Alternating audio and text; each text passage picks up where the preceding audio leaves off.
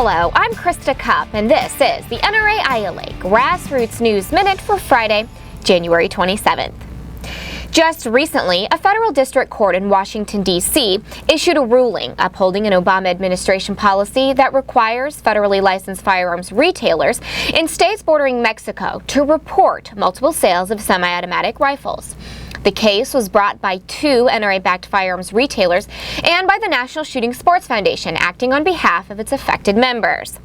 Plaintiffs have already filed an appeal, but while we await the outcome, your help is urgently needed in seeking congressional action to end this illegal policy.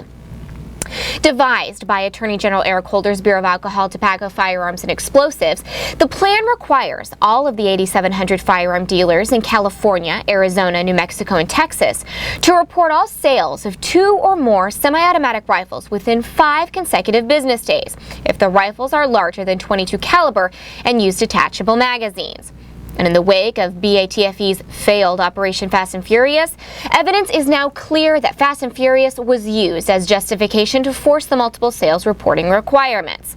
And because of that, last March, U.S. Senators Jon Tester and Richard Burr introduced Senate Bill 570, a bill to prohibit the Department of Justice from tracking and cataloging the purchases of multiple rifles and shotguns.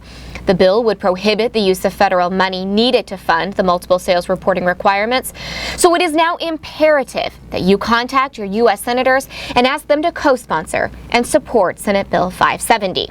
Senate Bill 570 currently has 33 co-sponsors.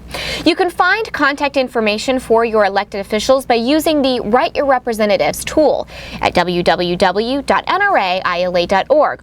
Or you can call your U.S. senators at 202-224-3121 and ask them to defund and defeat the Obama-Holder gun registration scheme. And in legal news, NRA will appeal last week's decision by a federal court in Texas, which held that the Second Amendment doesn't protect any right to keep and bear arms outside the home. The decision, handed down by U.S. District Judge Sam Cummings of the Northern District of Texas, came in the case of Jennings v. McGraw, in which a group of law-abiding 18 to 20-year-old adults challenged the state law prohibiting issuance of concealed handgun licenses to persons under 21, or are treated as adults for virtually every other purpose under the law. Unfortunately, this is only the most recent of several court decisions that have misread Heller in the right way. Heller, of course, only directly addressed gun possession in the home for a very simple reason. The plaintiffs in that case only challenged Washington, D.C.'s limits on possession in the home, rather than its restrictions on carrying firearms outside the home. More importantly, the Supreme Court in Heller never said the Second Amendment doesn't apply outside the home.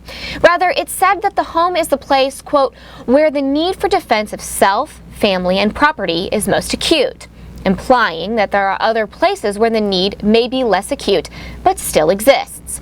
Again, the NRA will appeal the Jennings decision to the U.S. Court of Appeals for the Fifth Circuit and the Supreme Court, if necessary.